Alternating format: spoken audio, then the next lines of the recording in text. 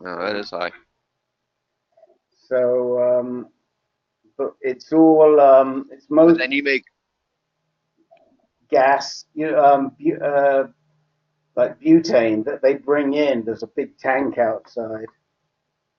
So, you make up for it in the summertime with the air conditioning. yeah, I mean, You pay probably a lot more than you do wintertime. well, I don't keep the air on that heavy. So, all right, let's.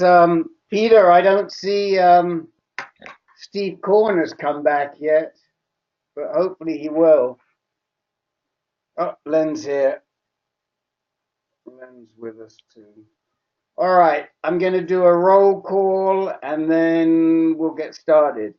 Um, Jake, Brian Heisey, Jay Kruckman, Paul Frieda, Sylvester, Rich Jack, Eric Bookbinder, Len Sierra. And somebody just arrived on the telephone. Who is that?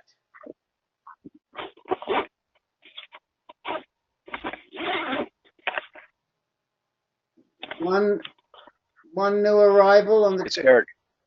It's Eric. I think it's Eric. Okay.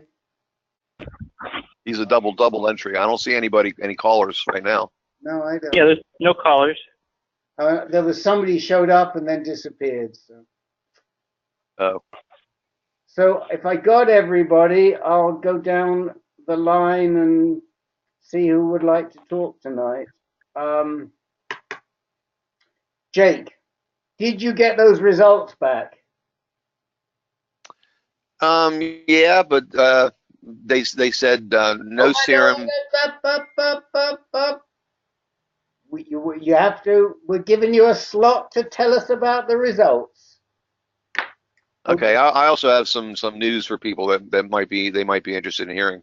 Okay. Okay. Brian Heisey, anything for you tonight? Nothing tonight, thank you. Okay. Jay, anything for you? I'd like to ask a question of the group later on. Absolutely. It looks like we're going to have plenty of time to talk about lots of things, so you have time. Paul Frieda in Florida. How are you? Overweight. Oh, okay. Having a real trouble controlling my weight, but other than that, I'm okay. Overweight and underpowered, right? Yeah, it's not easy keeping it off. I don't know. Okay. Anyway, I don't have too much to talk about tonight, so I'm just going to listen. Okay. You don't want to be talking about weight again or fatigue? Well, I don't think anybody can help me. You know, I mean, I've heard of 37 different diets, and just saw a movie of a guy who lost 200 pounds on Netflix, and you know, and I just haven't figured out how to get on the path to getting this weight off. Well, we'll talk. We'll have a look. Since we seem to have a lot of time and not that many people right now, we may have some time to chat about that if you're open to. I don't want to force it on you. I'm certainly open to any help I can get. Believe me. Okay. So, all right. All right. Okay. Rich Jack, anything that you would like to discuss tonight? Well, actually, my first visit here, you and I met last Wednesday night at the men's group. You came in kind of late. That's right. I was thinking, you're right. It is your first visit. I was thinking it was the men's group. Okay, we're going to have you up first because I know about you. And yes. Okay. Sorry, Rich. I was thinking you were on this call, but it was on the men's group call. Absolutely.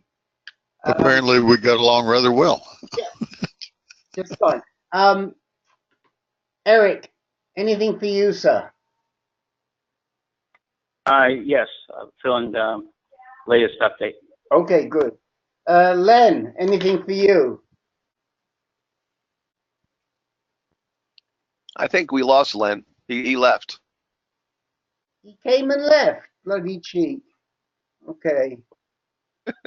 All right. I thought that we have a new phone caller. I thought that might be Len, but apparently it's not. No, And who? No, this is Steve. Hi, everyone. Steve Korn. Hello. Oh, okay. Well, we were just about to Hi, take your Steve. name in vain because we hoped you'd be back because we want to talk. Okay, Um, you can still use my name in vain. Hello, okay. everybody. Good evening. Good afternoon. Hi. Good evening. So what we're going to do here is we'll talk to Rich Jack first,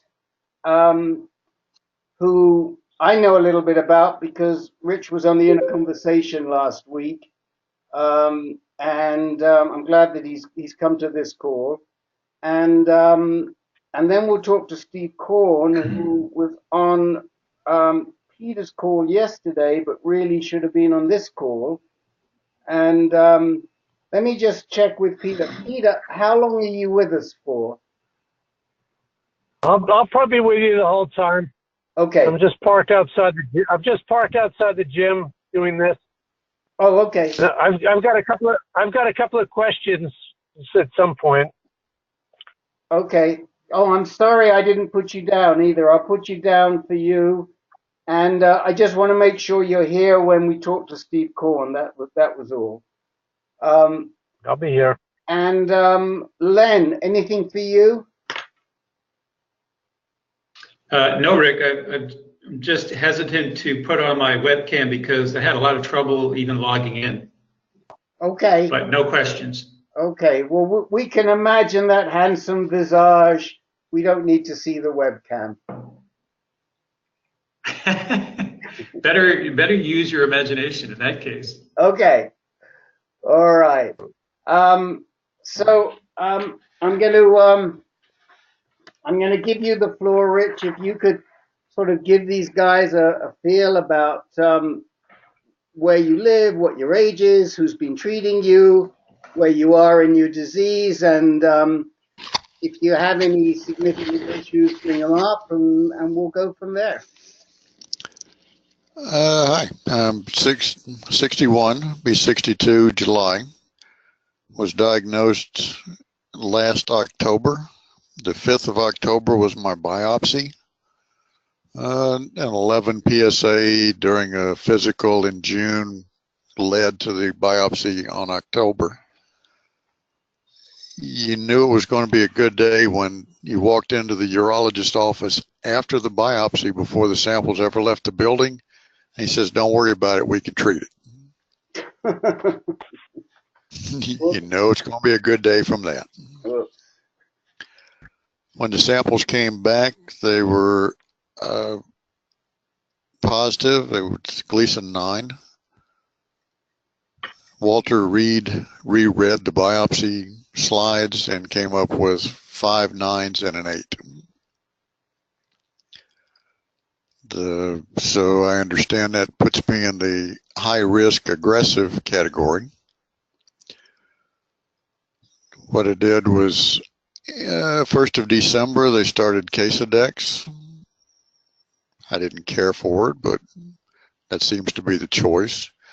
The 12th of December, I started my prison sentence for a year, Lupron. The 18th of January, I did high dose brachytherapy. The 28th of January, I started 25 IMRT, which completed on the 2nd of March.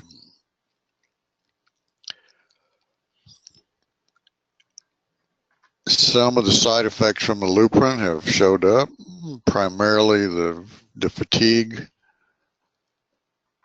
I'm leaning more toward, I'm losing weight right now. No appetite. So I guess I'm kind of on the other end of the spectrum from Steve. Paul. I was having Paul. I'm sorry. Kind of on the other side of that category. So I guess perhaps we average out. Got a support group meeting tomorrow with my oncologist. The treatment was done at DePaul Medical Center, DePaul Cancer Institute in Norfolk, Virginia. They've got a 3T MRI if anybody's in the area and happens to need one.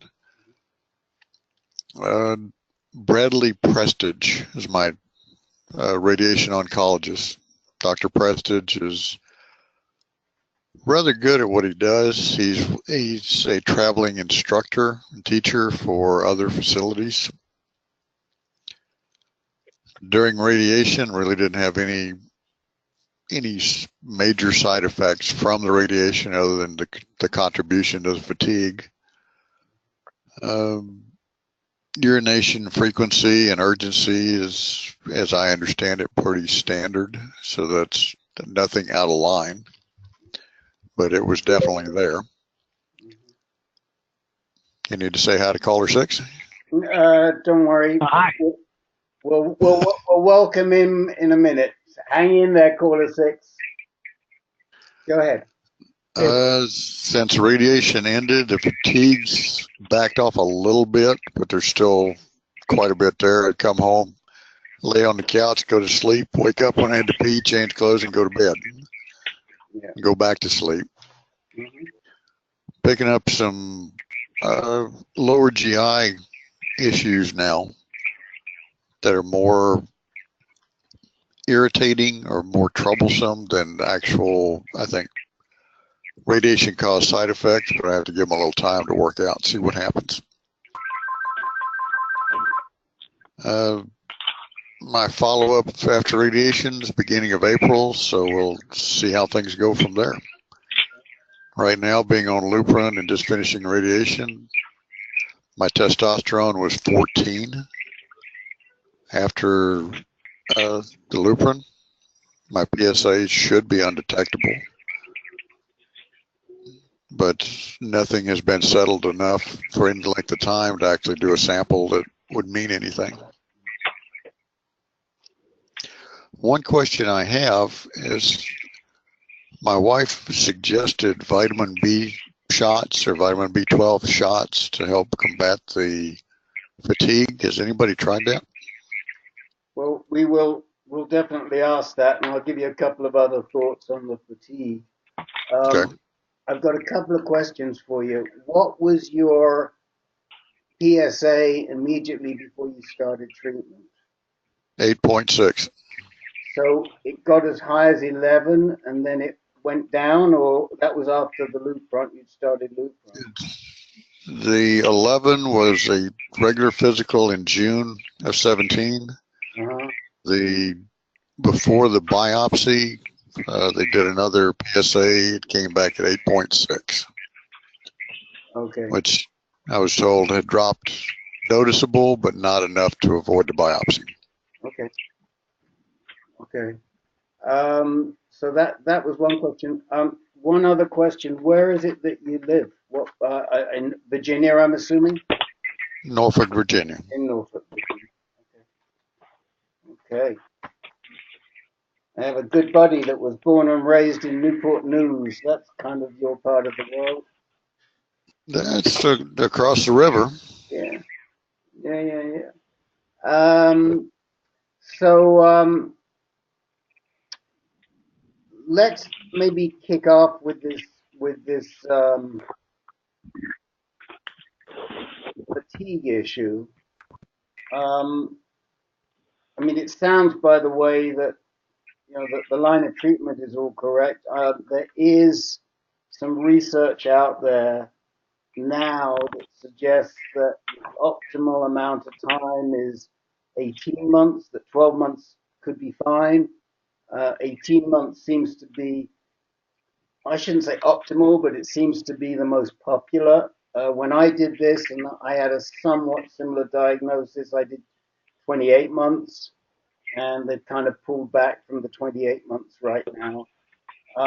12 months is a significant break because most guys tend to start feeling a lot worse on the Lupron after around 9 to 12 months. So it takes time to sort of build up, and it really whacks you hard when you get about 9 months out. Now, it's not true of everybody. There are some, there are guys who barely notice that they're on hormone therapy. They're not on the call tonight, but we've got a couple of guys who who weather the hormone therapy really well. But most guys not, and most guys start to feel it significantly after about 12 months. It's interesting that you have no appetite because the loss of testosterone slows your metabolism, and usually that means that you get hungry, and people tend to eat more and probably more of the wrong foods, and that's why they put on weight combined with the slower metabolism. So, you know, the fact that you're not gaining weight is good. The big issue is that you have to maintain your muscle mass.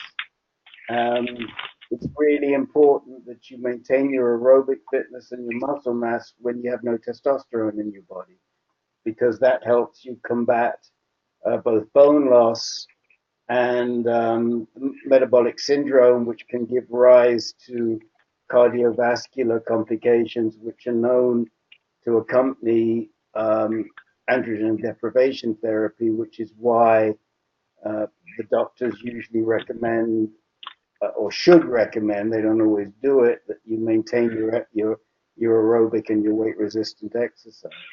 And again, we can talk to you about that. As far as the fatigue is concerned, I mean, I've heard of vitamin B before. I think that there are, in the back of my mind, there's something saying that you've got to be careful with B12. There's some complications with it. I can't exactly remember what they are. Len may recall that better. But I do want to mention a couple of ideas on fatigue that may help you. American ginseng is, I mean, I know at least 3 guys that have really found it very, very helpful. I think it's grown in Wisconsin. I think it has to be the Wisconsin ginseng. Again, I don't know where I'm getting that from, and I'll open this up in a minute so some other people can chime in, and they'll maybe be able to fill you in. But I seem to think that it's the Wisconsin American ginseng, and a lot of people swear by it. I mean, when I say 3 guys, those are 3 guys that I know anecdotally, personally. But if you go online or you go to Inspire, you'll find people strongly recommending American ginseng. Okay. The other remedy mitigant to fatigue that we always recommend, which is totally counterintuitive, is exercise. And there are guys on this call who will give you a testimony to that effect. You know, you feel like you can't even lift a leg, never mind do anything aerobic. But if you get yourself out for a 15, 20-minute walk, it just makes an enormous, enormous difference. I mean, it's pretty amazing. Now, when I was doing my hormone therapy, I exercised religiously. I mean, for me, that was my job. And a lot of times I would have to come home and take a 20-minute nap. You know, if I went to the gym or I rowed, I row, so I would go to the rowing club, I would row, come back. I'd take a nap for 20 or 30 minutes, but most of the time I felt pretty good afterwards. You know, we haven't heard you mention, and it might be still a little early, but we haven't heard you mention much about hot flashes or about brain fog. I mean, we have guys who get hit with brain fog within the first 2 to 4 weeks, and so that's another issue that we address quite frequently. So, I mean, those are my 2 cents of input. Len, do you know anything about B12? Well, my understanding about B12 is that it probably will not be helpful unless your blood levels are low. So you might first want to have your doctor order a blood test to see what your B12 levels are. If they're normal, I don't believe it will help. Of course, you can always try it just to be sure, even if your B12 levels are normal, but it's not likely to help. And if you do use it, of course, the best thing is injection, but failing that, some sort of sublingual B12 would be the next best suggestion, because if you just take an oral pill, it doesn't get well absorbed in your digestive tract. Okay. As far as brain fog, that's been an ongoing issue since probably 3 weeks after the shot. Okay. I design, install, and maintain networks. Okay. I know IP addresses, I know usernames, I know administrative logins, Right. and it pisses me off that I now have to stop and look them up. Yep. Yep. I know them. Right. I've been doing it for 10 years. Right. Well, one thing that bothers me is I consider it emotional loss of control. Right. Hot flashes is more temperature loss of control. I haven't until recently started actually sweating, Mm-hmm. but it would feel hot, Mm-hmm. but I'm physically not. There's no temperature change. Right. I know exactly what you're saying. But recently and I think that may be because the weather's warming up a bit. Yep.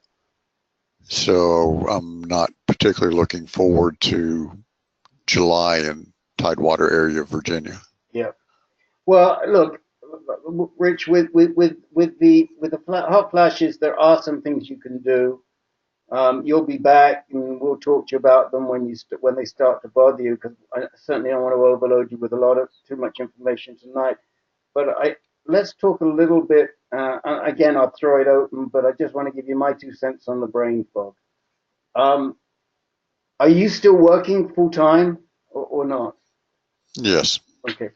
Well, then this is probably less relevant, but you've got to keep challenging that memory every day. Because the guys that tend to challenge the memory every day do a lot better with the brain fog than those who do not. But you are trying to remember those URLs and IP addresses and goodness knows what, those string of numbers all the time. So whilst I understand that it's frustrating to you, you're doing a great job by continuing that. The emotional aspect is physiologically, my understanding is, and this is just my understanding, it could be wrong, but my understanding is there is a physical change in the brain chemistry as a result of the loss of testosterone. And so what we often suggest to men on this call is that you talk to your GP and you consider taking an antidepressant if you're not already taking one. And it's a question of which one suits you the best, but this is not, you're not taking it for reasons of social distress. When you're not taking it because you can't deal with the fact that you've got cancer, you're taking it because your brain chemistry and the endorphins that you produce have been changed by the fact that you don't have testosterone. And so, if you had the flu, you're not worried about taking an aspirin. So you have to recognize that asking for an antidepressant when you're on hormone therapy is very normal, and it can make you feel a hell of a lot better, and it can give you some emotional stability that you might not have right now. And so I would encourage you based on the current headlines that are happening, I won't touch an antidepressant. And what headlines are you referring to?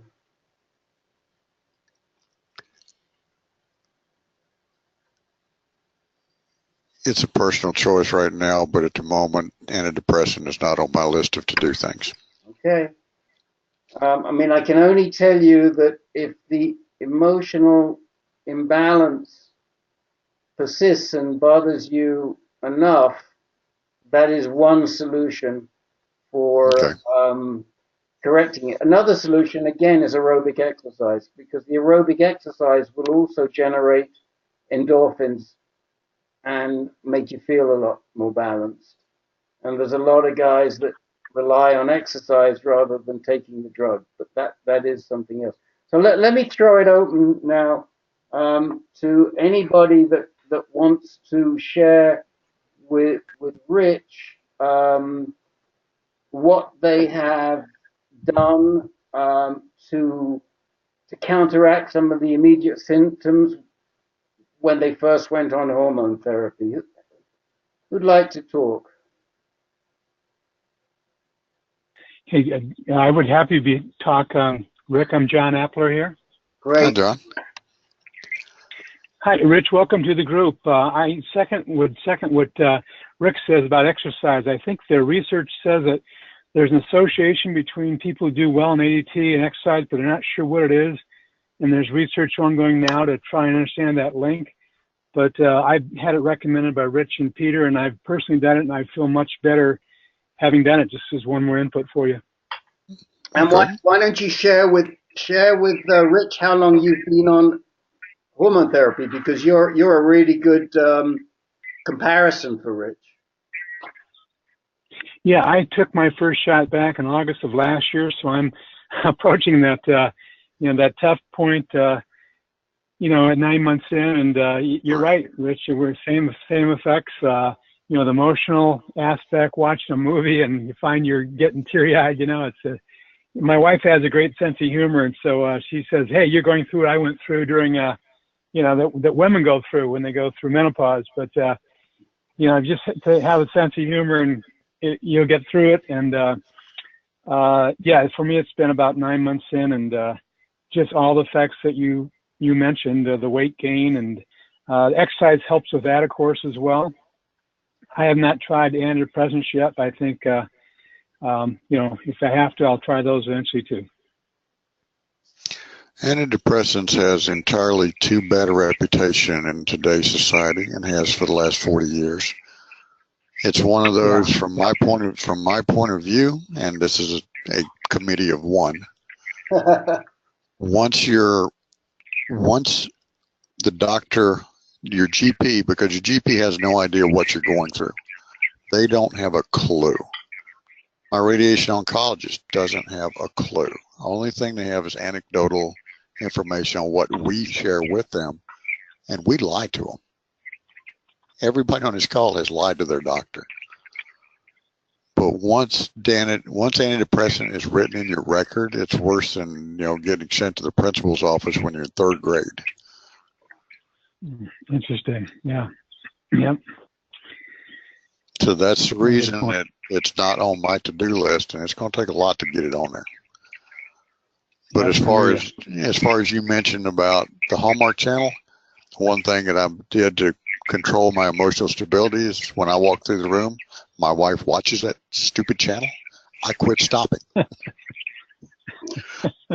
That was my first step to regain emotional stability. It was I quit stopping when I walked through there. Because if I stopped, it was, it was like 10 minutes and like, how the hell did I get here? It's like, no, I don't want to be here.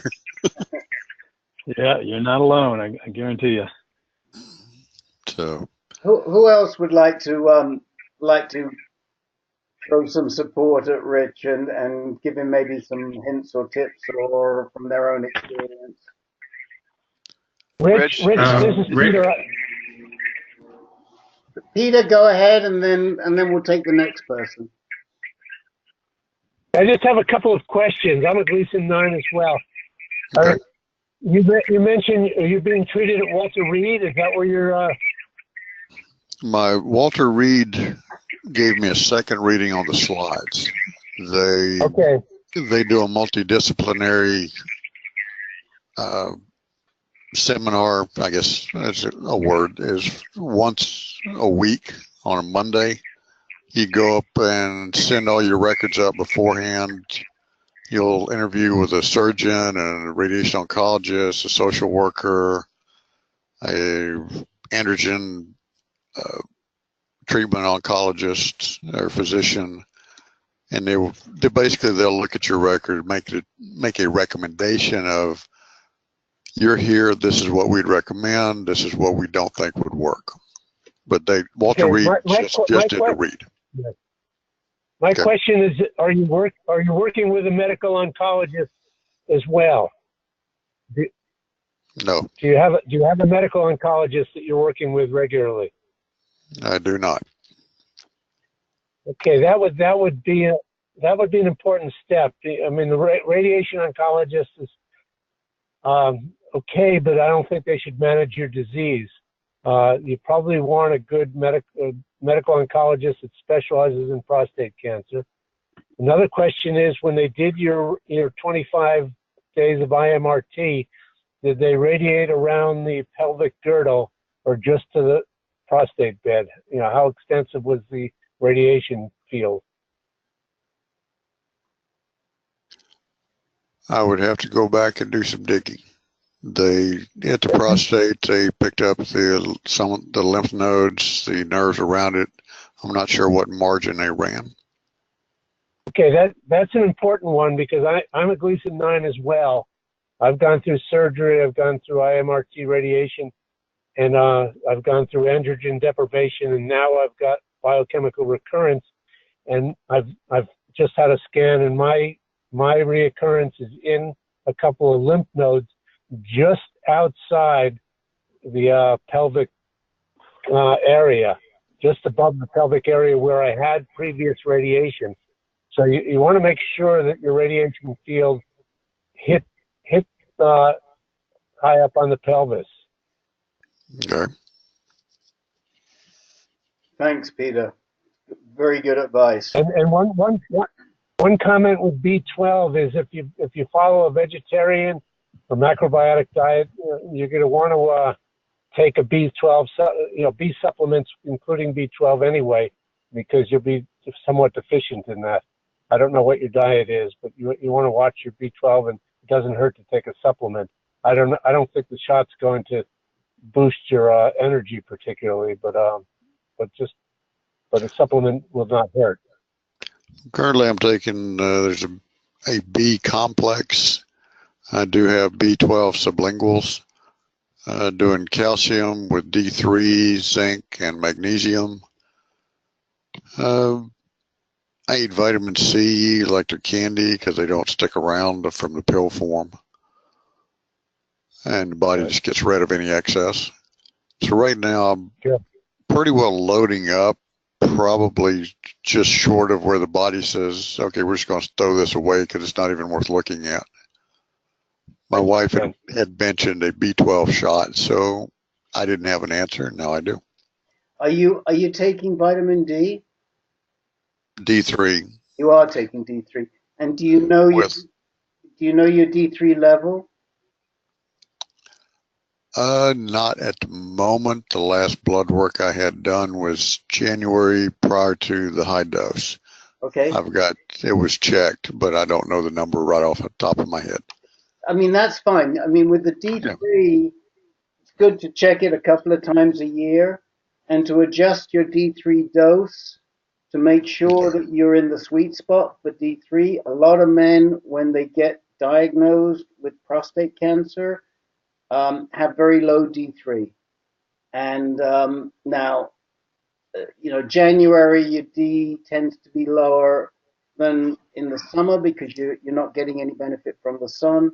But having said that, if your D3 was in the normal range, great. If it wasn't in the normal range, most of us at one time or another on this call have supplemented our D3 specifically, and we just watch it and try to maintain it. So again, we could talk to you about that again. As I understand, the calcium without the D3 is not a waste of time, but close. Well, certainly the D3 helps you absorb it. I mean, I am personally, I still take D3. At times I've taken 2,000 a day, but I know guys that take 5,000 a day.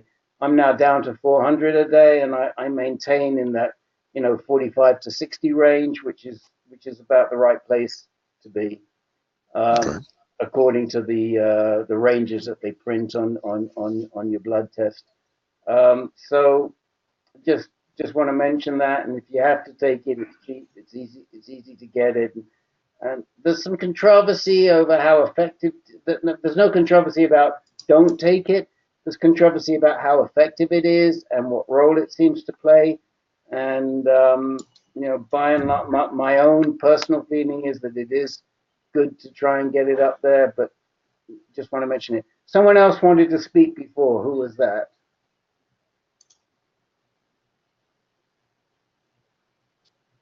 Yeah, it was me, Rick. Rick I forget what I was going to say. I was just going to commiserate with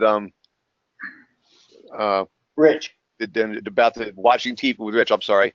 This is Jake from the Inner Conversations. You might remember me from last week. I do. Yeah. Yeah. How you doing? Good. I sometimes cry during a John Wayne movie, if you can believe it. John Only- Wayne's one of my only when he favorite dies. actors. Only when he dies, and I think there were only two. When I cry with a John Wayne movie is when they sing. Believe it or not. Okay. Don't ask me why. Well, I can understand. Yeah. It's John Wayne and singing, just not two words you hear in the same sentence normally. So it's Not normally, no. That's why I'm saying. So don't feel alone. okay. But no, Don't forget we have a meeting tomorrow too. If you want to join us again. 8 o'clock, I think. Yeah. Yes, sir. Yeah. Okay. By the way, before I come back to this, I just got to tell you a funny little anecdote from last night. I was having dinner in a local Mexican place that's been around for donkey's years. I'd never eaten there before, and a friend of mine said, "Oh, let's meet there," because she wanted to talk about something. And they had sports on the TV, and the sports finished, and I look up, and there's an old 50s Cowboys and Indian Technicolor movie on, and I look and I see saguaros. So I say, look, they filmed this around here.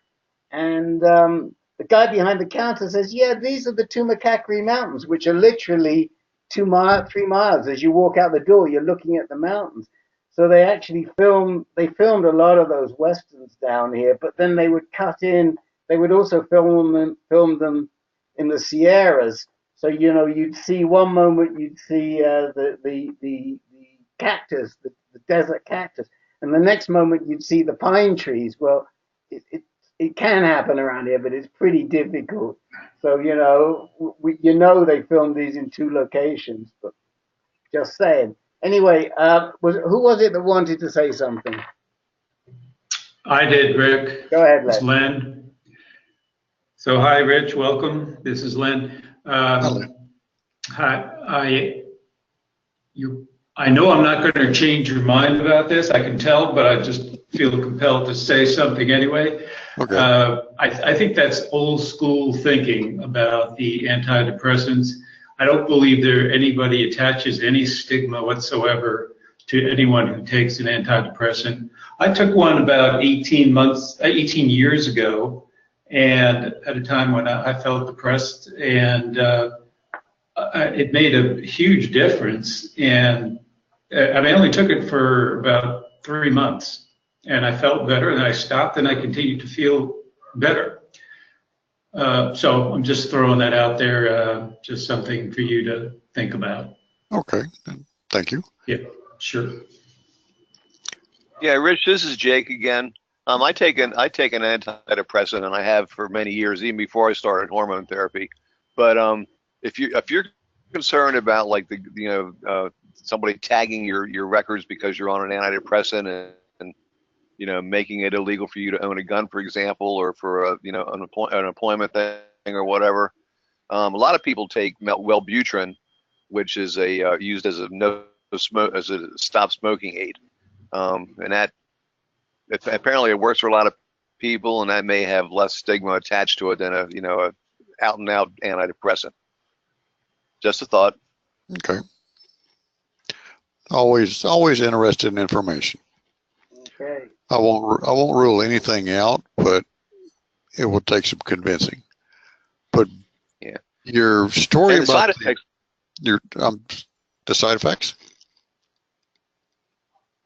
Go ahead. Yeah, Tom. I'm sorry. The side effects, like hot flashes. I've been on Lupron since 2012, July of 2012. I'll be going on my sixth year. I found that after a period of time, they just kind of went away. I have an occasional one where I put my feet out above the blanket, and then 10 minutes later I'm cold, so I crawl back under. I think we talked about that last week too. Yes. So you may find everybody's different, but you may find that the side effects subside with time as your body acclimates itself.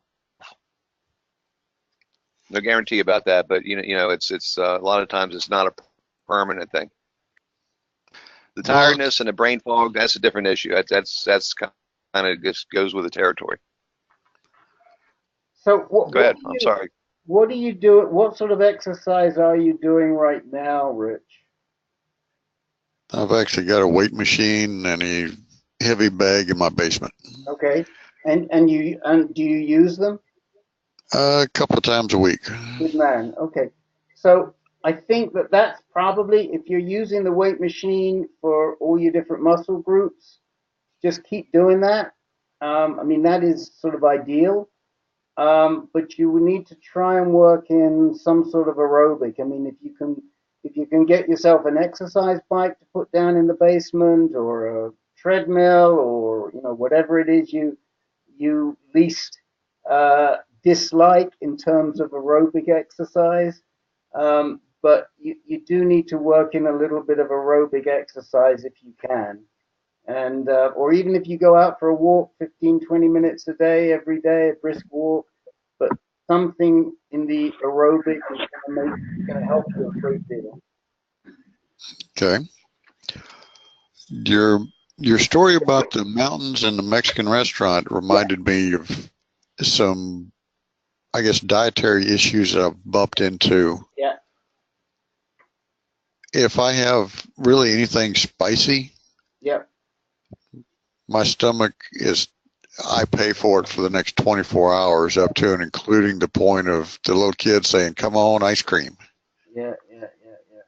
Has anybody else bumped into something similar to that? Yes, I have.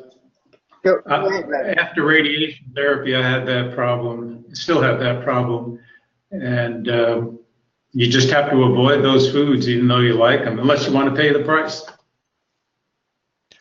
It's okay. And one other point that's a little bit more sensitive. Right now, my prison sentence is only 12 months. They're very good at turning off the pituitary gland. As everybody here knows, they have no ability to turn it back on. What I'm running into right now is between the 12th of December and now, testicular shrinkage is probably about 50%. They've got me on daily Cialis for penile rehab, so that's great. If it's shrinking, it's not enough that I've noticed yet, but I am kind of worried about the kids, because if they shrink too much, then it doesn't matter what happens after December of this year. The pituitary gland has nothing to send a signal to. Anybody had any recovery after coming off of Lupron? I have. Okay. This is Len once again, and I've been on drug holiday. I'm a Gleason 9 like yourself, and I've been on drug holiday twice since my diagnosis in 2014. Right now I'm on drug holiday, and the testosterone, it doesn't happen with everyone, but it does with some guys, and there's no way to predict it. But my testosterone has, second time around now, as well as the first time, has come back fully. My T levels were like over 700, and your testicles will grow again. Okay. So it's not true that it's a one-way street. Well, no, I knew that the potential existed for them to recover. What I guess the point I was trying to make is that the Luprin's very good at turning off the pituitary gland, so there is no signal, but they have no way to turn the signal back on. It's simply the absence of the overload created by the Luprin, right, that the body finally notices, like, oh crap, I'm low in testosterone, let me do something. So it's strictly something, from what I can tell, something of a crapshoot. It either works, or it kind of works, or it don't work. And that's the part that I hadn't bumped into anybody yet to ask the question, and this seemed like a good time. Well, you know, I think everybody's different. The younger you are, the more likely it is that your testosterone is going to come back pretty quickly. Mine came back also to high levels. I don't think that that my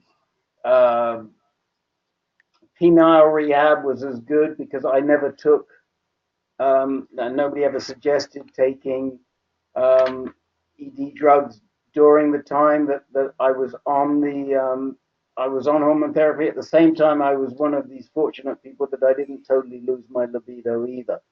You know, and there's around 10-15% they report of people that don't. So it was diminished. It certainly wasn't lost.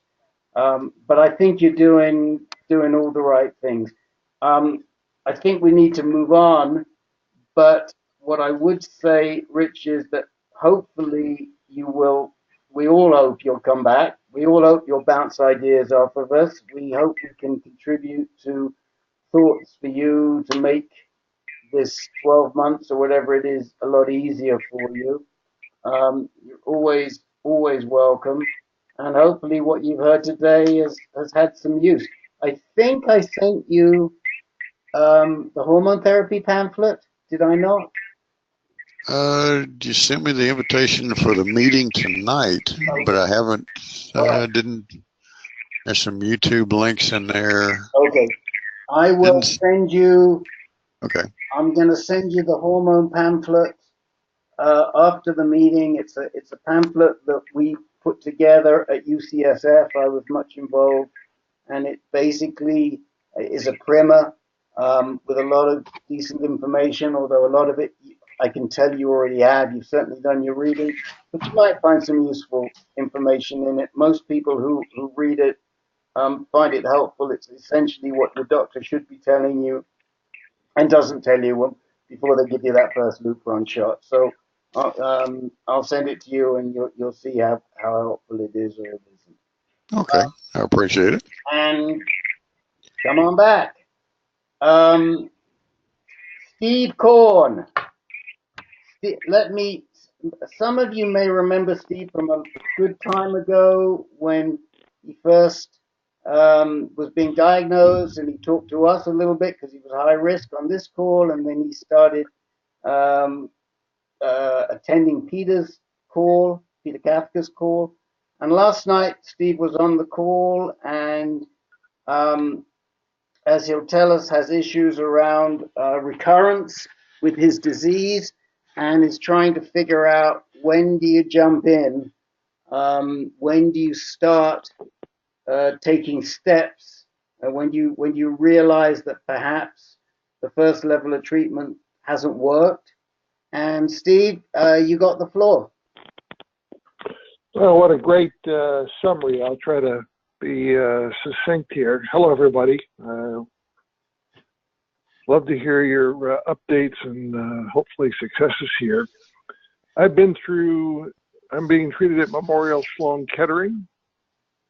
About 9 months ago, I had finished seed implantation and 25 treatments of radiation.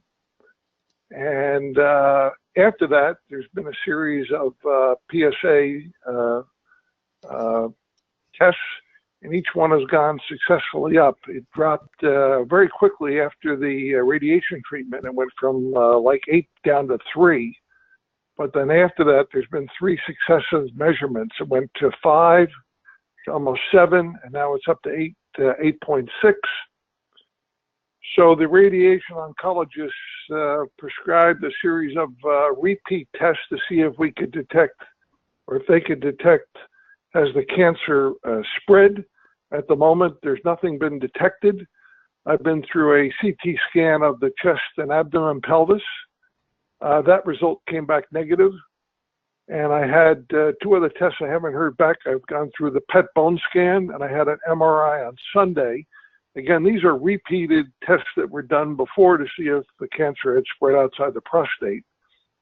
I will say that my condition is a little bit complicated because I have 2 hip implants that does interfere with the MRI machine, so they cannot do the high intensity, most modern technology. It has to be, I'm using layman terms here, but it has to be scaled back. But the point is, it's going up for a reason. So it's what we call, at the moment, undetected residual cancer. The belief is cancer may have recurred, but nobody can find it in my body yet. Again, these other 2 tests have not yet come back. So I wanted to get a sense from the group about people who have been through this before. What does this continual rising PSA mean? What is in store? Who do I see probably after a radiation oncologist? They may have done what they can do.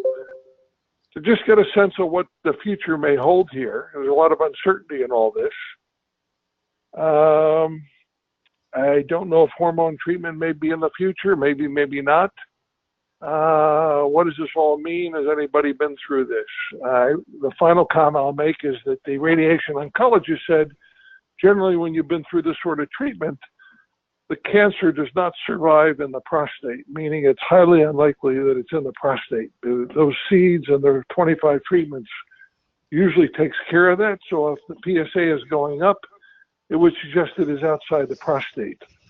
Nobody can talk in certain terms, but that's his assessment, even though it has not yet been found. So let me pause, get your sense here, and appreciate all your experience with all this.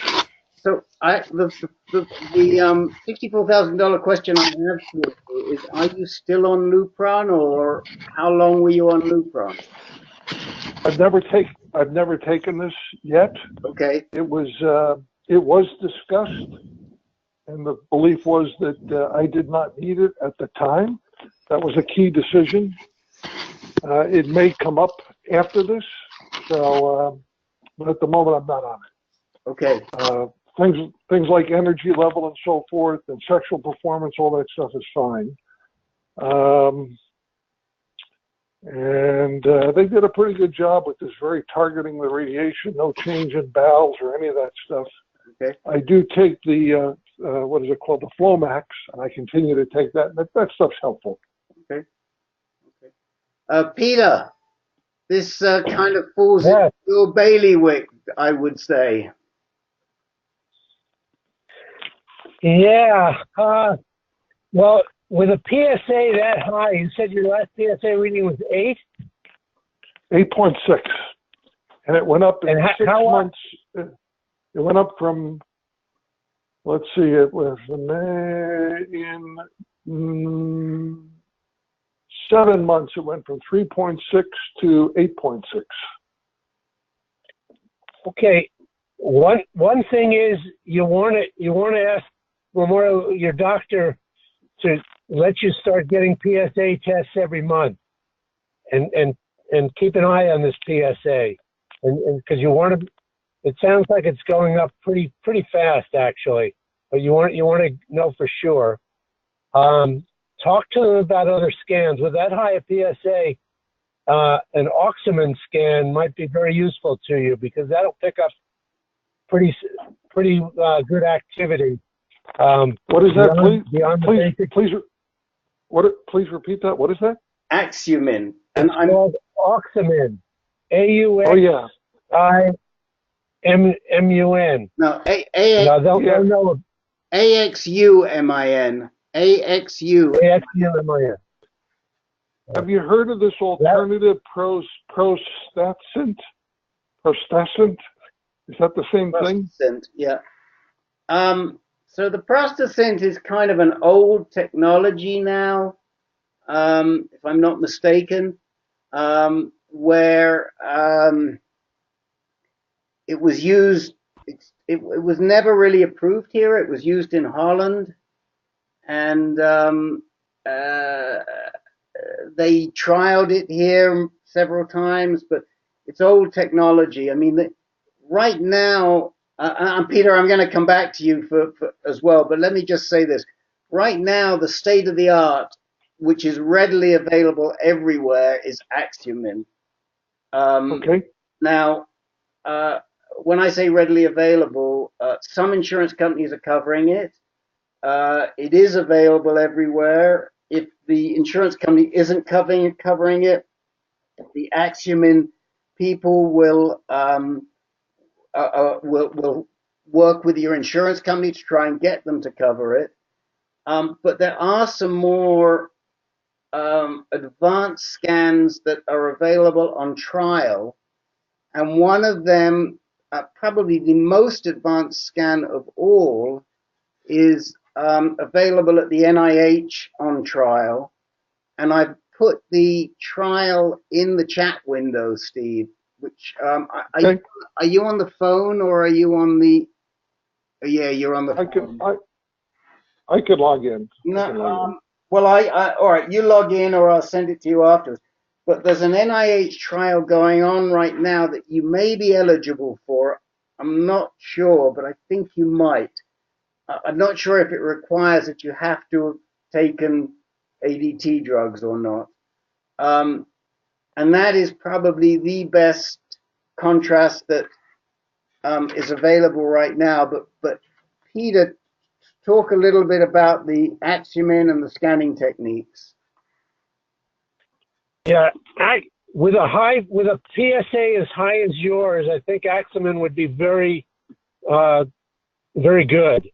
I don't think you need to go to a higher degree sensitive scan. Like I just did a gallium 68 on trial at UCSF, but my PSA was very low. It was below 1, and to pick up activity below at that level, you need a more sensitive scan. But in an 8 PSA, you'll pick up everything you need to find with an Axumin scan.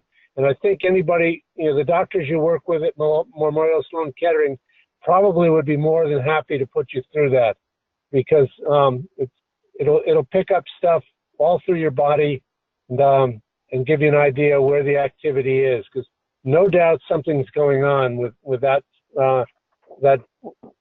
rapid rise in PSA. So that's my 2 cents anyway. In listening to other men, is it your belief this is in the prostate, or is it gone somewhere else and just isn't detected yet? What is the preponderance of men? And I realize we're all not doctors here, but what is it that you're hearing? I think that's the advantage of the scan. An Axumin scan will show where the activity is still. Where it'll light up and tell you, is this the prostate that's going on? The seeds didn't work. Maybe the seeds came out. I don't know. I'm shooting in the dark here. I'm not a doctor. I don't know, but I think a more technical scan than a regular CT, a regular MRI, or a regular PET scan is in order. So I would talk to Memorial Sloan Kettering about the Axumin scan, because it is covered. It is FDA approved, and it is covered by insurance, and it's available in New York and many places. Well, I will say that the oncologist mentioned, he said, I'm going to put you through these three standard tests to see if we can't pick something up. But he said there is a 4th test that we could do.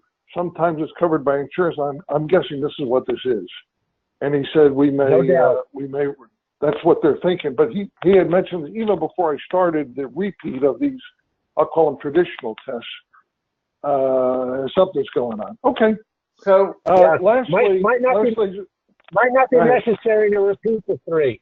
Okay. You might not need to repeat the 3. You could probably just go to the Axumin. Well, I've already done it. They're all done. I'm waiting for the results of 2 out of the 3. The first one, which was the bone scan, was negative.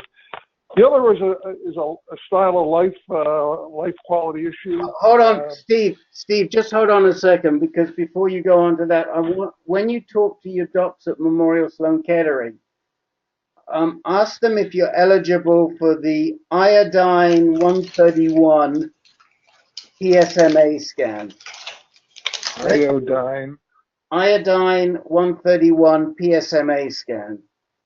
They're doing a trial with a scan that is sensitive to PSMA. PSMA is prostate-specific membrane antigen, and it's a antigen that they put in the dye that is attracted to cells that to prostate cells, to the prostate-specific membrane antigen, which is on the surface of the prostate cell. So they give you this. Have you been through this? I haven't done this myself, but we've got people like Peter that have done PSMA scans, and the radionuclide that Peter used was gallium-68, but they've sensitized it also to another radionuclide called iodine-131, and that trial is being run currently at Memorial Sloan Kettering, and the principal investigator is Michael Morris. And I don't know if you're eligible or not, but, and again, as Peter said, because of your level of PSA, it may not be necessary, but since you're at MSKCC, it might be worth raising with Michael Zach. Are you still? Is that who you're still seeing? I'm seeing Dr. Mikalzek, who's there. So, yeah, you know, it might be worth raising it with him and just asking him. Before we go on to start lifestyle and all of that, anybody else want to talk to Steve about identifying recurrence? Rick, this is Len. I wasn't clear on whether or not he had whole pelvic girdle radiation or not. Steve, Len, ask him. Yeah, Steve, did you get my question? I'm not sure even what that means. It was all directed toward the prostate only. Okay, so the answer is no, which to me makes it seem likely that well, of course, pending the results from the bone scan, but you may very well have some lesions in your pelvic lymph nodes, which is one of the more common sites to spread initially. And which one of those tests picked that up? Which one picks up from the lymph nodes? Which one? Because again, it's been a CT scan, a PET scan, and an MRI. Which one of these would pick that up? Well, these newer scans that we were just talking about are more likely to pick it up, especially at your PSA level right now. I'm not sure if the CT scan should have picked it up or not. What do you think, Rick or Peter? Well, but the PET scan certainly should have picked it up. Do you know what? Those results have not come in, but the CT scan included the chest, the abdominal, and the pelvis area. That came back negative. But again, it may be that you need something a little more sensitive to pick it up. So do you know what contrast they used in the PET scan? Oh, I have some report here. Let's see if I can see what this thing is. It says an oral and intravenous contrast. That's all it says. Radiation dose, MGY, whatever that is. It's hard to read these things. Doesn't mean MGY doesn't mean anything to me. Well, it might be like milligrays of radiation from whatever scan they used. Oh yeah, you're right. It's radiation dose. That's the dose. That's not the what is injected. Okay. It just says oral and intravenous contrast. I don't know what type. Okay. Okay. Steve, this is Peter again. One more comment that you want to prepare yourself, because if you've gone through radiation and you're getting reoccurrence, and you can't do surgery at this point, they're going to probably ask you to do hormone treatment, probably a pretty heavy dose of hormone treatment, and possibly chemotherapy. So you want to read up on some of this stuff so that you're not freaked out and all concerned and stuff, because you want to just prepare yourself mentally and emotionally, because the next treatment's going to be pretty more involved in radiation, because they're going to want to knock this stuff out wherever it is, and it could be you could be in for a little bit of a ride like I am. I'm exploring right now what my options are, and just read what you can about side effects and possibilities there. Well, I'm not going to dominate the conversation. It's related to my next question. My wife would like me to resign work and prepare for this. Meaning, I'm 65. I don't have to work, but I work because I enjoy work. She'd like me to concentrate on getting strong because I believe these treatments are ahead of me. And so I've not made any decisions about this, but it's apparently it's a heck of a ride. And she'd like me to resign and focus on this preparation. Again, haven't decided anything, so I just wanted to run this by you guys. What do you do, Steve? I'm head of sales in a software company. It takes all my energy and all my abilities. I've got a fair amount of responsibilities, and the thought of not having all my cognitive abilities and strength, I just wonder if I could even do the job. It's very demanding. Right. Guys, you want to? Somebody want to respond to that? Hi, Rick. This is Dennis. I came in late. Hi, Dennis. But it sounds like this is could be a stressful job, and stress is definitely not good when you're trying to fight prostate cancer. So, I mean, that would be from my point of view. If financially and everything else, you're okay. You're right on. I think your wife is right on about trying to get strong physically. Get your weight under control if you need to. Blood pressure, all those kind of things that you need to stay strong if you do have to do additional treatments like I had with chemo and Lupron and so forth. It'll just make it a lot easier to get through those things. All right. Well, thank you. I would find not working more stressful than working, but it is demanding, and I travel all over the world and stuff. It's the job. It's what I've been doing for life. You should work as long as you can. Work as long as you're comfortable doing it. Well, maybe that's what will happen. Yes, sir.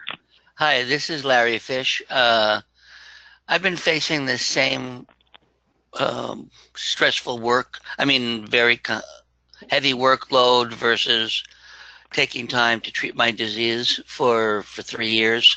Started about 3 years ago when I did go through like a short period of chemo, and I've been on Lupron for 3 years.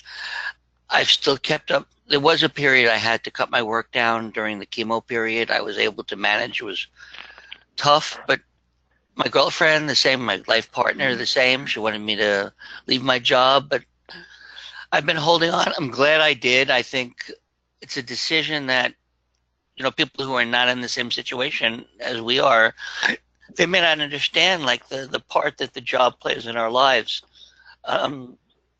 And so it's not such a simple decision that are you ready? Do you have like plans for what you're going to do with your life if you're not working? Or is it just about sitting around and fighting your disease? I just think it's an important consideration. You've nailed it. Those are all the thoughts. Again, I don't even have to work. I mean, I don't have to. I do it because I want to, and not that I'm independently wealthy, but I don't have to work. It's a huge part of my identity and so forth, and it's something I'm good at. The thought of giving it up to me would be like defeat. On the other hand, I've got to be realistic about new circumstances, and I'm going to really have the weights. I'm committed to the exercise. Get some weight loss. All those things is in front of me. But I've got to face these new realities here. Yeah, this is one of the hard ones. I mean, besides the side effects of the Lupron is the work decisions. Is there any possible way, like I'm trying to work out, that you could work a little, share your job or work part-time or think about, that's what I'm trying to do constantly. It's like find an alternative way rather than just leaving. And I've sort of worked out a plan for myself to try to go to 3 days a week so that I can increase my time for 2 days a week in the gym and walking and doing stress reduction. Just to talk to you, if you have a boss, if there is a boss above you, just start discussing. They may not want to lose you. It may be worth it for them to make reasonable accommodation. Just all good points. Once I know what's in store, I'll have that conversation with the guy who's my boss recruited me. We've worked together for many, many years.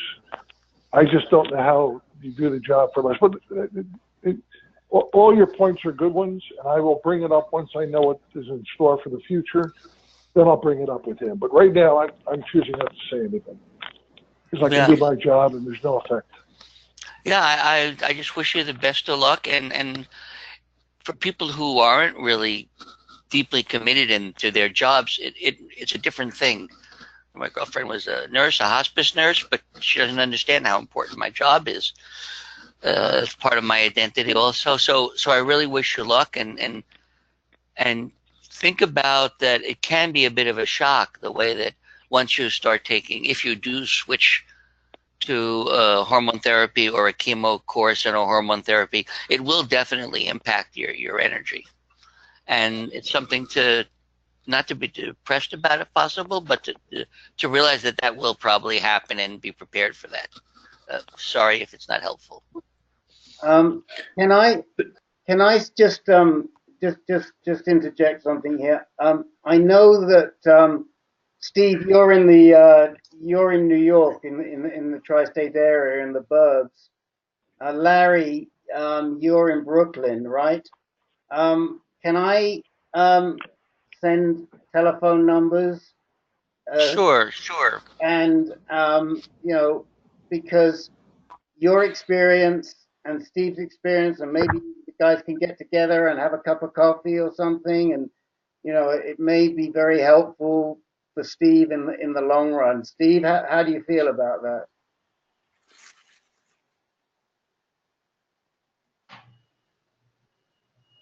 Steve?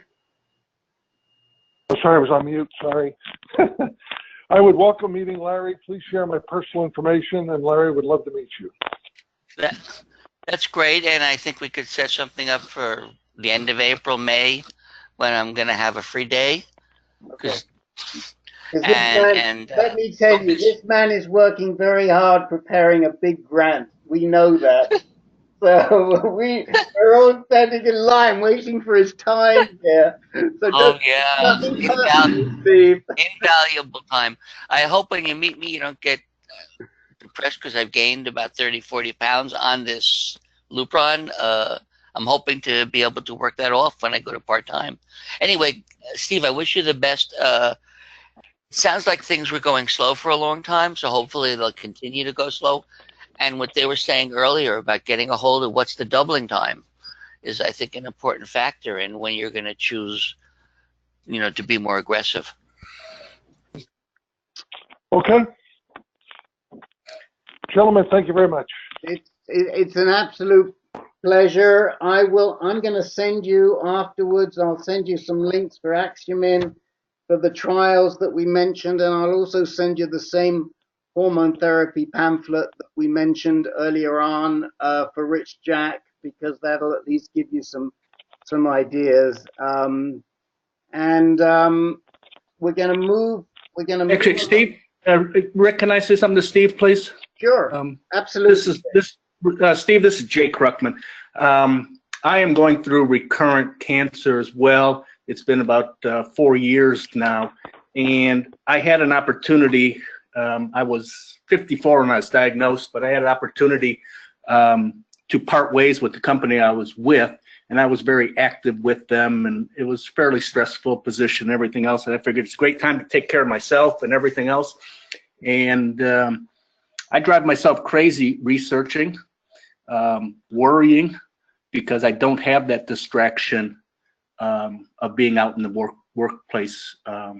So something I don't regret yet, but I'm probably seriously looking back at going to do something else, because one, it's great to be informed, but two, you can drive yourself absolutely nuts, or I have, researching more than I should, or just worrying about it way too much. So you know, this is an ideal time. This is an ideal time for us to put in a little plug here, commercial, that we're looking for some help, ideally pro bono, but you know, we may be able to pay something depending on the budget, with our bookkeeping, administration, even a little more than that. The reason being that our super capable, amazing Secretary Treasurer, Rob Bonistis, is well into carboplatin chemotherapy. And while he still looks terrific, he's not doing great. And his disease is certainly on the march, and we're trying to figure out what is the best treatment for him. We hope that this is going to work, this carboplatin. He has a very unusual type of disease. He's young, diagnosed in his mid-late 40s, and he's now 54. He got more than 4 years out of Zytiga, abiraterone. He's literally their poster boy. You've probably heard us say this before, but there are videos of him on my prostate cancer roadmap, and Janssen's made videos of him. It's linked on our site, but you can take a look on our site, my prostate cancer roadmap. But we had a board meeting at the weekend, continuation of our board meeting, and we really need to find somebody to do some part-time bookkeeping, administration related to website, internet, fundraising, nothing that complicated, but we need it. We're probably it looks like it's around 4 to 8 hours a week, so it's not a huge deal, but it's enough. So if you have any suggestions, thoughts, ideas, if you know anybody that does a little nonprofit bookkeeping, and you know, we fortunately we're now we don't have a lot of money, but we're up to around 50 grand in the kitty, so we can pay something, and that's my commercial. So I'm just putting it out there, and you know, we decided that before we hired or went out, that we would mention it to our group first. So I just want to mention that. We are going to move along, and I'm going to go to Jake first. We've got 35 minutes, so we don't have too many people, but I think we'll get through everybody. Let me just check. Larry, did you have anything you wanted to bring up today? No, Rick, thank you. I just wanted to check in I missed a few weeks, and just wanted to hear everybody. Okay, well, we want to hear you too. Okay? And Dennis, did you have anything you needed today? No, I don't. I just need an alarm clock to keep me in time with your schedule here. Okay. Well, we didn't change our clocks, man, so it's easy. Well, that's the problem. You thought we were back still at 6 o'clock, but we're at 5 because we didn't change clocks. Okay, so let's try and whistle through the people that would like a little bit of time, and I think we'll get through everybody. So, Jake, you're up. Okay. Well, you had asked me last week and then again today about my blood tests. Yeah. I for some reason they were able to read the CBC, but something happened between either my doctor's office and my lab because comprehensive metabolic panel, prostate, PSA, testosterone, and glucose, all of them say they were requested, but the lab came back and said no serum received. So, ooh, I don't know what the hell that means. I'll just have to wait until next time to get all that stuff done. You had asked me a couple times about my lab results. Yeah. And I wanted to just give a heads up. Joel Nowak, who from Cancer ABCs, sent out a notice that the European. Let me find it again. For anybody who is taking Xofigo and Zytiga with prednisone or considering it, may want to seriously think about stopping it because the European Medicines Agency has recommended halting the use of those two in combination because there's a possible increased risk of death and fractures.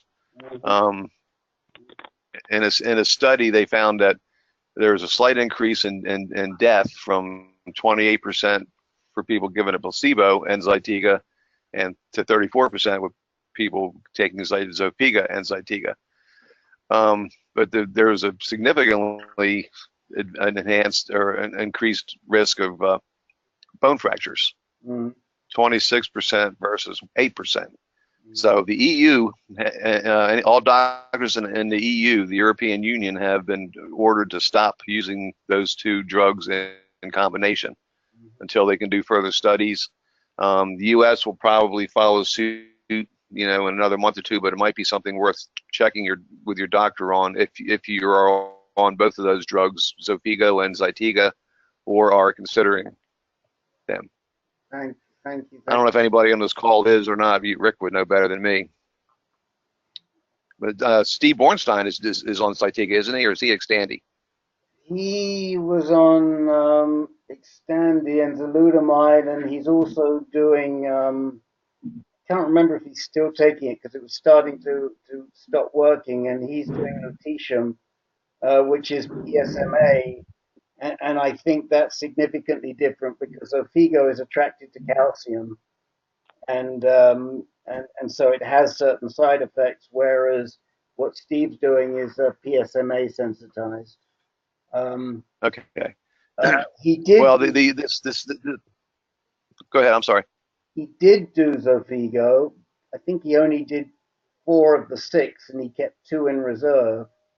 So, I mean, one thing I will say is that we kind of know that doing Xofigo with anything else, like chemo or second-line anti-androgens, is not a great idea. And we know that anecdotally from guys that I've worked with. And they did a trial with chemo and Xofigo, which showed that it didn't have good results. So it's not a great thing to do together. We just kind of know that. But thank you, Jake. Yeah, I did. I put a link to the article from Joel in the chat box for anybody who's online if you want to read the whole thing. Great. Thank you. And just and that pretty significant. If the European Union is going to stop it, is pretty significant. Right. And that just reminds me something else that Joel sent out that we should be pushing too is that for those of you who are signed up for us with Amazon Smile, and if you're not, please, you should be, so please do sign up, that any expenditure, the first expenditure that you make between today and the end of the month, Amazon will give us triple the donation. So those big Amazon expenditures you've been thinking about, Don't buy a $5 Pentel set. Make the big expenditure, and we will benefit. Just another commercial. Like a house or a car. Yeah, exactly. Like a house or a car. Wouldn't that be nice? Yeah, perfect. Thanks. Jay Krugman, you're up. All right. Actually, I just got a question for a friend of mine. I know we are all very conscious about what we eat, but we're in beginning stages of prostate cancer for him, he believes. And we go to a local support group, and there's a couple individuals in there that are just totally engaged in this alkaline diet type thing. And I know we talk health and nutrition and lots of things, but I've never really heard that come up specifically. Again, my thing is your body kind of controls it. What doesn't want it gets rid of. But I may be totally wrong too. So I'm looking for information, one for me, but also for somebody else. So any comments about it would be appreciated. Glenn, anything to say on the acid versus alkaline level, pH levels in our body? I think it's total nonsense. The body will automatically regulate the pH to 7.4, give or take, just a fraction above or below that, because, you know, hundreds of thousands, if not millions of years of evolution have evolved so that that is the pH at which our enzymes function best. And messing with that in any serious way will put you in the hospital with ketosis or acidosis, and it's just complete nonsense, in my opinion. And every medical opinion I've read about it confirms that. It's only charlatans that are pushing this whole idea. Well, that's my thought process as well, but I told them I would ask. They didn't like my story. You certainly got a good answer. Anybody else would like to talk about pH levels and acid versus alkaline levels in our body? I would refer you to Dr. Moyad's book, Promoting Wellness. He has a paragraph in there about it, and essentially he says that anything you eat, once it gets into the stomach, gets bathed in, I'm quoting here, gets bathed in an acidic environment, then is shuttled to the small intestine where it becomes slightly basic in pH and eventually absorbed into the blood. So what he essentially is saying is it doesn't work, and you can't really mess too much with the pH. Nope. That's great.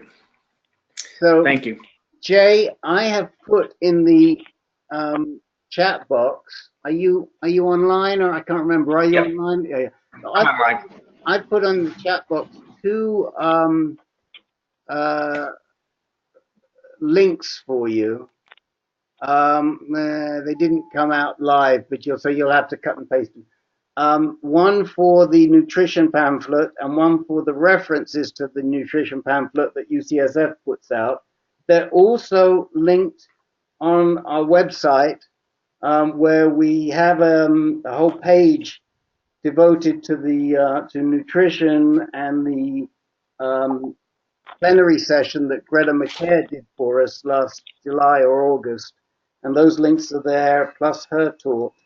And anybody that wants more information on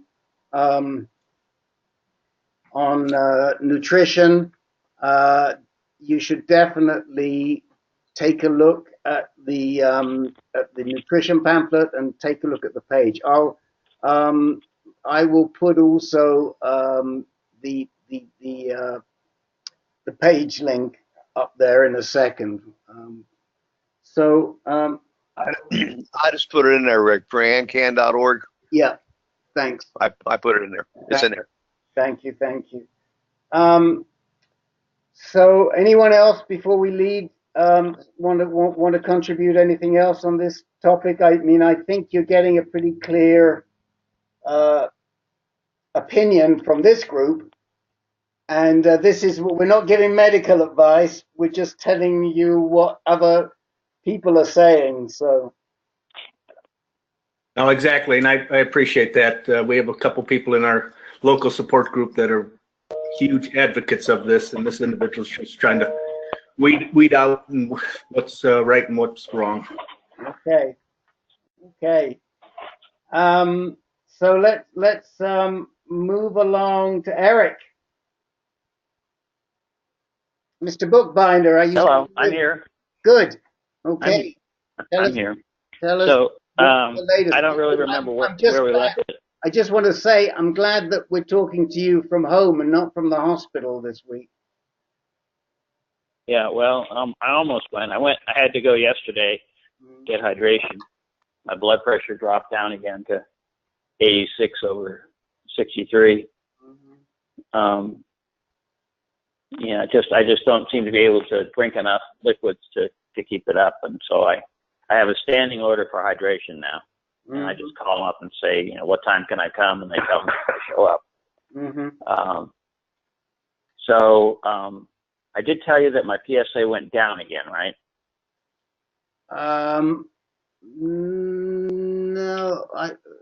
No, you told us it went up to 25.9. Oh, and then 19.8. Yes, I see it. Yeah, that's it. Okay. Yeah. Yep. So that's kind of confusing the whole issue. So the plan now is to do 2 more sessions of chemo and see where the pH is then, and PSA is, and then also do another bone scan. So there were 3 places on the ribs that they evaluated as possible metastases, but Dr. Agarwal looked at it and said, he said they're too regular, they're all on a line. Did you fall and hit this? So, and it turned out that I did. So that was just that's what caused those scars to show up. And which if that's true, then it hasn't spread any and it hasn't grown any. That's great. So, yeah. That is great news. That is really. I just have to put up with all the sir. wonderful. Thank you, but I still have to put up with all the wonderful side effects of chemo. And as I say, the worst one for me is the blood pressure thing. Right. Because my blood pressure just drops, and then I become fairly useless at that point. Right. So it sounds like what came out of your most recent meeting with Rahul is that you and he agreed you're going to go through 2 more cycles of chemo and then huddle again? Yeah, yes, exactly. Okay. So I go through, I get chemo on Thursday. Right. And then 3 weeks later, I'll get it again. Okay. And so, it's a month. That's all it is. And then, as I say, then they'll do another bone scan, and I'm going to try and get them done at UC. Right. See what see how that goes. But I think you're better. That's it.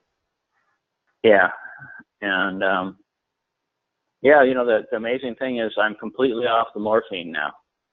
Wow. So, yeah.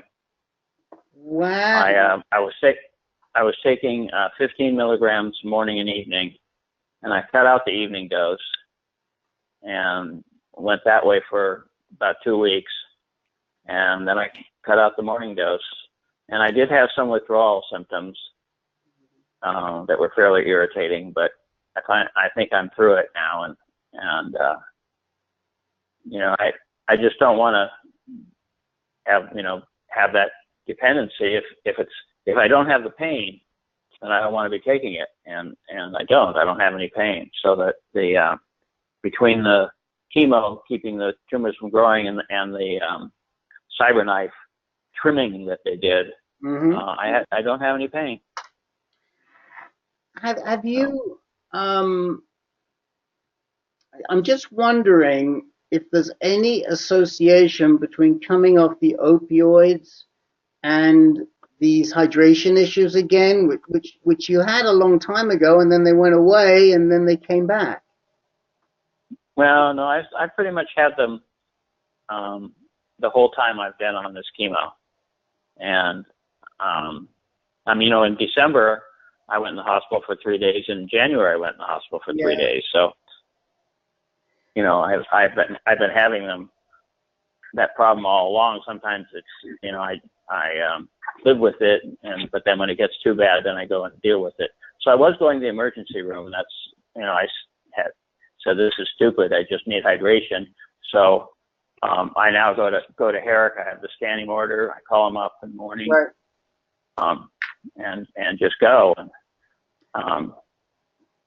can I make one suggestion for you to follow up on? Just drop a note to BJ and ask him if they have any experience of people on carboplatin having hydration issues, and just see. I mean, it might be, they're such wizards in that SMS service that they may just have a thought. The worst is they don't, and you continue the hydration, but he may just have a thought for you. Plus, it's good to let him know you're there. I'm going to be seeing him at the end of the month. He's coming down to give a lecture here for. There's a memorial lecture for a very dear friend of mine who passed away from leukemia about 8 or 9 years ago. Her husband's a fantastic internist here in Tucson, and they were both close friends of mine. And every year now there's a Cindy Wall Memorial Lecture. And Steve said to me, he said, we're inviting BJ Miller this year. I said, you're kidding me. I said, no, BJ. And so I said, if you want me to give I'd love to introduce him.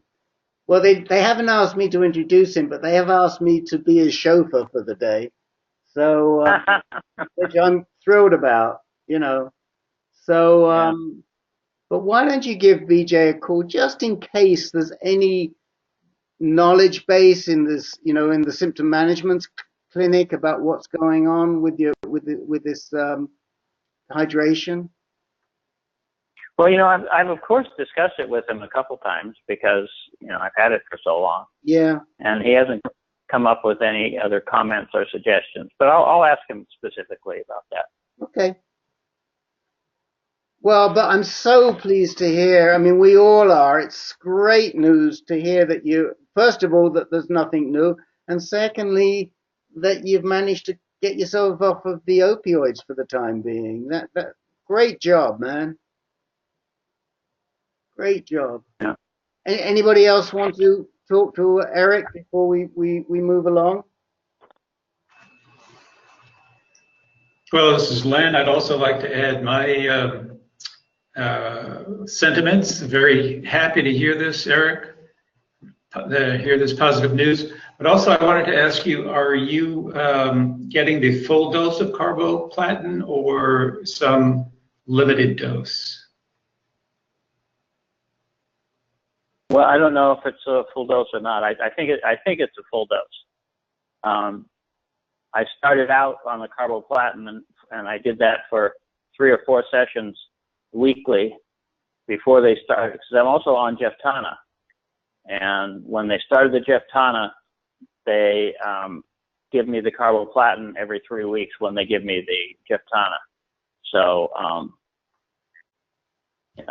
maybe it's only a 3rd dose because I only get it every 3 weeks. I'm not really sure. I guess I should ask them whether I'm getting a triple dose or a single dose on the 3 weeks. I have a distinct feeling that it is a single dose, and that because they're doing it in combination with the Jeftana, and they don't want to overwhelm my system any more than they already are. So I can give you some feedback based on discussions I've had with Rob Beniscus, because he talked to his doc in his GU Medonc in Minneapolis about combining carboplatin with Jeftana. And what he was told was that if you combine the two, they give you a lower dose of the carboplatin. And that in his case, in Rob's case, the doctor felt that the carboplatin was more important than the Jeftana, so they decided just to do the carboplatin. Well, I'm certainly not going to argue with the results. No. And your disease is different to Rob's because Rob's disease has manifested itself pretty much only in soft tissue, and you have bone mets. So, that maybe the taxane-based chemos are going to be more effective for you. I don't know. I'm just throwing spaghetti at the wall. Okay, well, let's move on to Peter, unless there's anything else that anybody wants to say to Eric. Last call for Eric. Eric, this is Jake. I just want to add on. I'm thrilled to death. Also, considering a month or so ago you were talking about hospice. Yeah. So right. this is a tremendous improvement. Not to mention, I noticed that you have hair. You didn't lose your hair. So I guess Jeftana. Here, I'll turn my webcam back on. You can see it's actually it's really thin. There's really just nothing left there. It's about to go away. Oh. So every time I brush it, half of what I have. Mr. Bookbinder. I'm sorry, what? It looks good from here. Oh yeah. Yeah, for real. And stuff. It's just yucky. I would just shave it, but my wife doesn't. She doesn't like me bald, so I'll keep what I got as long as I can. I mean, look back here, big hole right there. Right. Anyway. Well, thank you, Jay. Anytime that they say the word hospice to you, you call us up. We'll convene a special meeting to talk to you about that. Okay? Absolutely. Peter. I think you'd look like a real badass with a shaved head, Eric. Well, I have the feeling, especially if I get 2 more of these sessions, that this will all be gone. Okay. Peter, you've got a bunch of things you wanted to raise. No, only one thing particularly right now.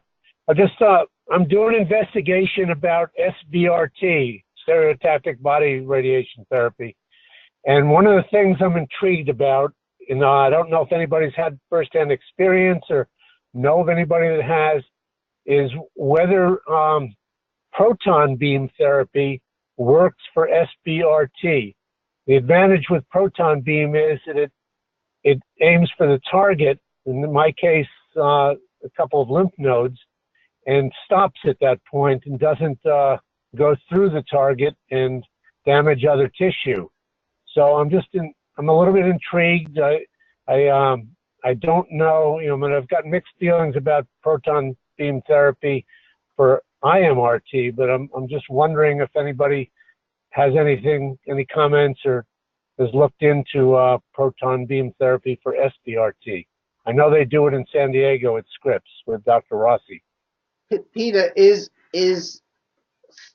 it a different type of proton beam that they use for SBRT, or is it the same proton beam and they just aim it at the target?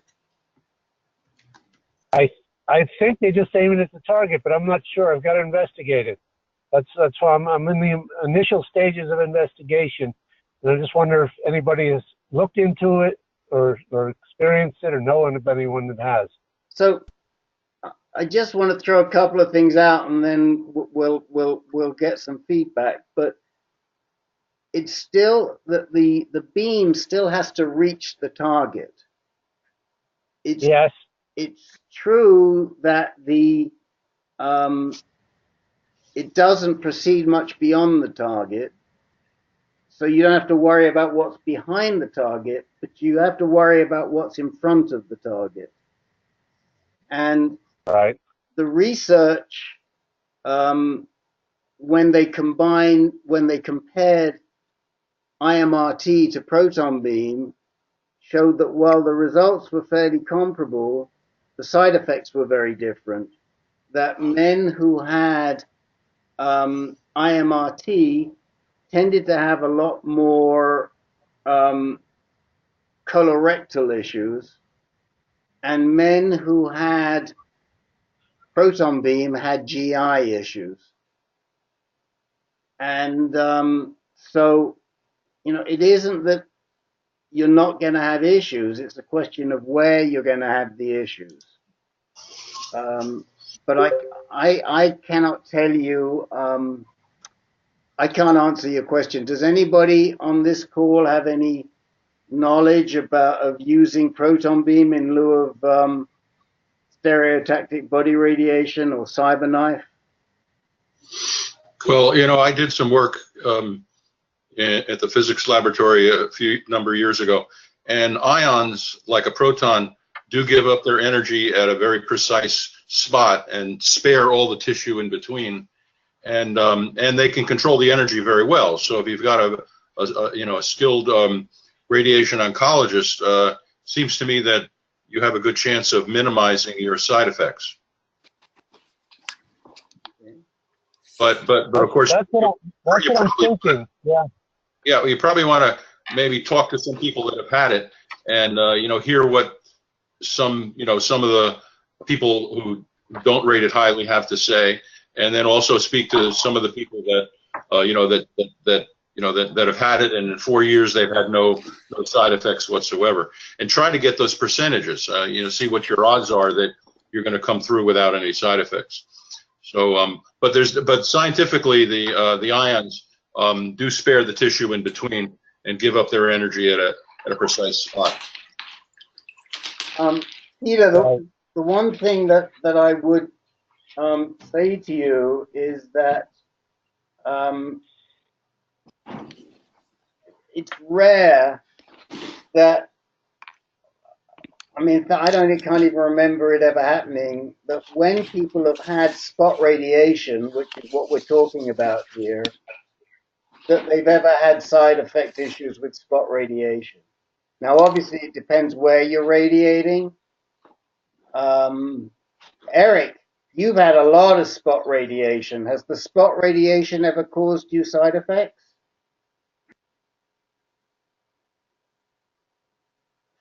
Did we lose Eric? I saw somebody dropped off. He may.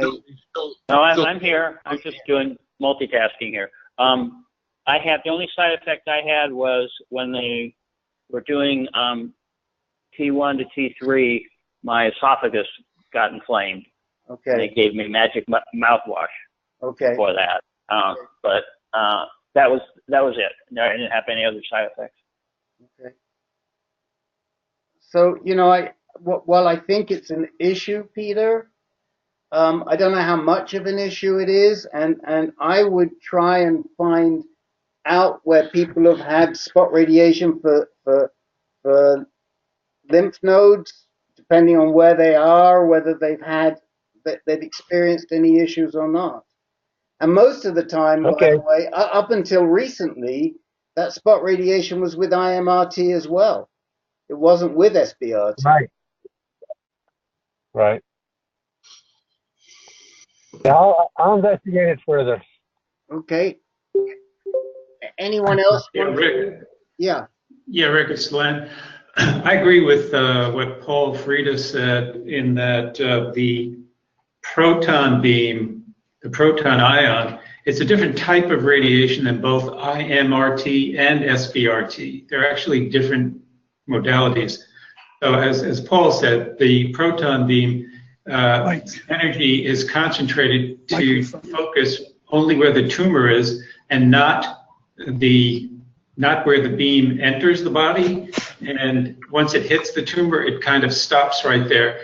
Whereas IMRT and SBRT both use photon radiation and not proton. And the difference, I believe, between SBRT and IMRT is that SBRT does a better job of focusing, kind of conforming the beam to hit the tumor. Right.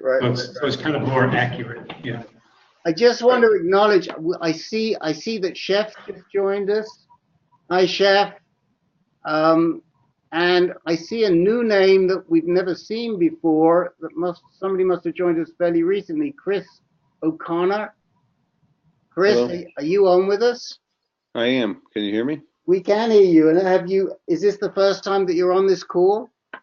It is, yes. Well, we're almost done. I'm so sorry.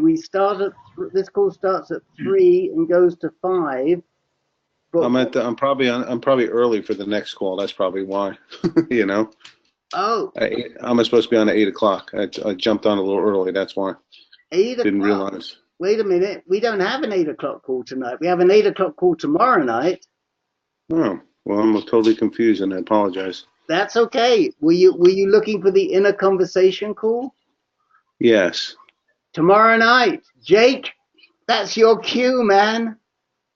Oh, well, Yeah. I'm the wrong day. Apologize for that. Jake. That's okay, Chris. Tomorrow night, 8 o'clock Eastern time. We have our inner conversations. You know, feel free to join. Same number, same everything. Sounds good. We'll see you tomorrow. Okay. Chris, are you a prostate cancer survivor or some other type of cancer? Prostate. Okay. Well, they're a good group of guys. Just make sure that you're ready to laugh. Okay? No problem there. Sounds good. Thank you very much. I thought maybe Chris and Streff got instructions from Sylvester on logging on. Yeah, just forget off Sylvester's case, will you, Jake? I feel like I love to defend Sylvester. He knows I kid him. He knows I kid him. I love him. Believe it or not, thanks to everybody, because I need all of the encouragement I can get. But tonight, Okay. I do have a question. Go ahead. I seldom have a question, and Rick, I want to thank you for the emails that I get because I do read them. Okay. And on the recent email, it stated that Dr. Eli Van Allen Yes. is going to present a slideshow. Yes. I don't have I only have a telephone connection. Yes. And I'm wondering, I assume that he will explain the slides that I won't be able to see, but I can hear what he is stating. Well, let me ask you, Sylvester, do you have a computer at home? I have a computer, but I don't know how to use a computer. Ooh. I do know how to get the email, and I do know how to forward email, but that is all. Okay, so here's what I'm going to do, but I'll need you to remind me. We will have a PDF, which is a sort of electronic file of the slideshow that we're going to put on our website so that anybody that attends on the telephone can download that file on their computer and watch it. I will send you that PDF to your email. I appreciate that. Okay, but you must remind me the week before, because it's likely I'll forget. I'm going to try and make a note here, but I'm going to put it in my reminder to send PDF to Sylvester. But make sure, send me a reminder anyway. So yes, I will do that. Thanks. We recognize that not everybody joins us online, and so if we have slideshows, we always post them on our website, and there will be a special page for this Van Allen presentation on metastatic prostate cancer project. So yes, we will be sure to put it on there as soon as we get it. Probably April 2nd, I think, is the date. So we'll probably post it as soon as we get it from him, which I expect will be around the 29th or the 30th of March. We'll put it up. Thank you so much. Pleasure. All right. I guess we're past the witching hour. So unless there's anything else that's really important or I've missed anybody, I'll pause for 10 seconds just in case anybody wants to shout. Anyone there? Okay. Oh, quick 10 seconds. Have a good evening. Yes. Have a good evening. Thanks. Okay. Well, we'll finish the call. We'll be meeting again next Monday, the 19th, and look forward to speaking to you all. Have a good St. Patrick's Day. Dye something green. Those of you in Chicago, drink green beer and go look at the Chicago River. And we'll talk to you soon. Okay. Thank you, Rick. Good night. Good night, everyone. Good night. Good night. Good night. Bye.